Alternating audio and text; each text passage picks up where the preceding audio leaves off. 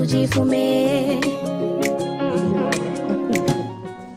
Kale tugenda straight mu lugambo omusama Josephat Sseguya walinyo buza ku bantu bo Sseguya olumbe ogera ebigambo bingi nnyo lesinga kale mu biddamu nze mbaddeko siraje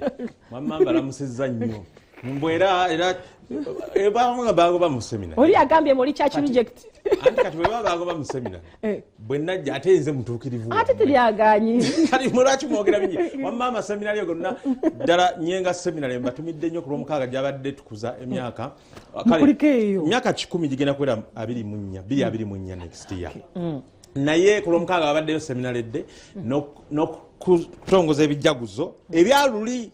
nga tuzimba oguzimbe gaggadde bange baba lyawo nga seminar yamwe yakuzaako emyaka baba lyawo nga obyatuusa n'ekisubi seminar egenda kuweza emyaka 75 kati ina 7 era mukulikeeyo ababaddeyo ku seminar zombi banna ekitalo ekyomumawulire yafudde naye tugenda mutuukako kati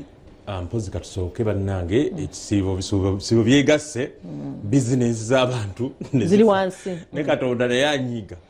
kubanga mmwe mu kifo ky'okwebonerezaamu kko ne mugguma ne mugamba nti musiiba mu bivulu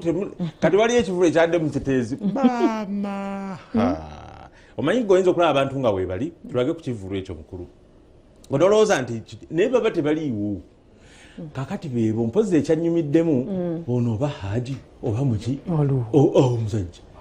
yasoose n'amugwa mugundi najja naye nadde eno bannaye abantu batuukawo abantu bali ku kyalo eyo sebo baserebu bayo kyebeekola oyo omwami samutegeddebamanyi nti oyo mwami Ssekiziivu sawa zezezo bakkanyo namukwata mukiwato namukwata eno mu maaso ono mukyala nakandi ate ng'okyabuuza mu kivulu saawa 9 za kiroogo ogamba nti sebo ono gwokutte yani oyinza ng'osirika busirisi bayimbi badde bangi bannattoolo abayimbi basiraamu promota yadde musiraamu kyokka naye ategedde ekisibo kyatandise ebisiibo omanyi byebyo byegasse abakatuliki bali mu kusiiba abakristaayo n'abasiraamu bali mu kusiiba kati gwe omanya bizinesi egeragekanama ekyo kyatinema okutegeera abakristaayo n'abasiraamu ffe bangi naye bwe tusiiba ebintu biyinza obuba nnomo abasiraamu bwe batandika okusiiba ekisibo ebintu nga bitabukira ddala bano abamu tebasiiba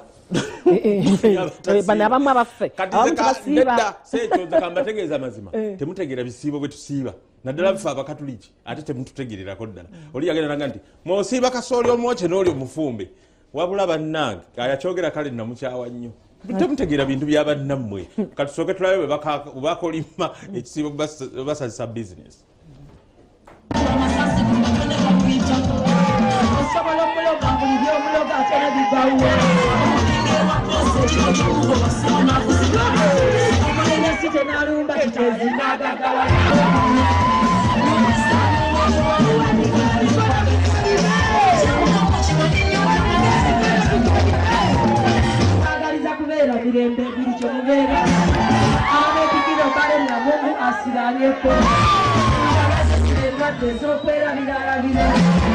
abapromota abategeka ku kisiibo kino tebagenda kusalwa era bajja kusalwa kubanga abantu bali waka bakkakkanye kukitegeera bantu bakkakkanyeko olumu kakanako n'oyogerako ne Katondawo era naffe embeera yetuleeta tukole twali badde tuli waka naye batuyita nti tujja tukole nga tujja tukola naye nze ndowooza bijja basala ate obuzibu mulina temukendeza kasente anti munaye gwe mulimu gwaffe kati nga bulaba omunyu nti bagutunda oba 10 kati era gwina okubeera ku 10 naffe tulina obeera we tukola ki ogenza okuba ennyimba zo ziri mu kutambula nnyo ate tuyingidde ekisiibo tekikukosa ate saakunkosa kubanga era neno shebadde mu kisiibo kyekyewuunyisa ate nyina ne wiiki ejjera kisiibo ne lwokusatu kisiibo kibasegeeza obanga gwaliko oba ojja kukuba gwe oba tomanyi bisiibo osegeera abali kitera lumya nnyo bali eri nga kamusiki tekaliwo naye tomulye kamusiki wekali akuba tasosola mawanga kale newasanga newatiisa mugambe newaganga newatiisa mugambe gamba jagala mukomise mwana temunsanyusiza nga emutera okukikola gwekuba kusala kisaze nnyo oba n'enkuba eyatonnyomo oba n'ekisiibo naye nga tekirikirya muganda wange omuntu ajja kwebuuza supervivence tewategedde nga abantu bali mu kisiibo ekisiibo mwana bino ebintu byaffe by'abayisiraamu kizibu nnyo okukitegeera nti kigenda kuba olunaku bwe ruti kati ffe twategese butegesi nga omanyi bya Katonda ene mu kisibo kitegeka alo ne bajja ne badigida era babaddewo naye ng'obedda batya okitegeera ndowooza naye nga abayingidde bayingidde naye nga sente zifiiriddemu. Ofiiriddwa sente nga mmeka mu kivulu kino? Ziyinza okuba zifiiriddemu miliyoni nga 5. Ogenda okubalira ekivulu ogenda okukitegeka okukikubira drive okukiranga ku radio kutegera ndowooza okikubira ogenda okubala nga obukadde 10 bw'okitaddemu n'abayimbi bonna ng'obagasse gassaawo ogenda okulaba nga sente zikoze eki zifiiriddemu mwana nga tezivuddeeyo. Okay. Banaffe mwe bali kona bakonye balabye. Mbalabye. Naye oli yafudde kitalo David omunamawulire munaffe. Yali kwaba n'agenda ku NTV yafiiridde ku TV Express. Bannange. Kitalo nyo bange. Nti yabadde anyway bizibu. Naye omwami oyo yakola story yali yayogera ku bubenje. N'agamba ekintu bwe kiba kizenga kyakabenje omuntu aba ayina okufa.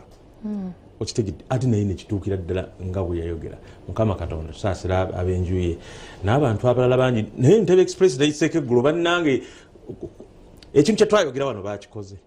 nti gambe omuntu agenda empola adde ku kkono ayisa yekka agenda mu layini ya ddyo ng'emmotoka zidduka ku Ntebe Express kuliko 10 bavuga 140 okusukka naye kati bw'oba oyingira mu ttawaawo basooka bagamba bannaye muvuge abagenda empola keep left yisa ng'oyira kuto nensanga n'omuvubuka bamita Matti namusanze eri ku yeekajjansi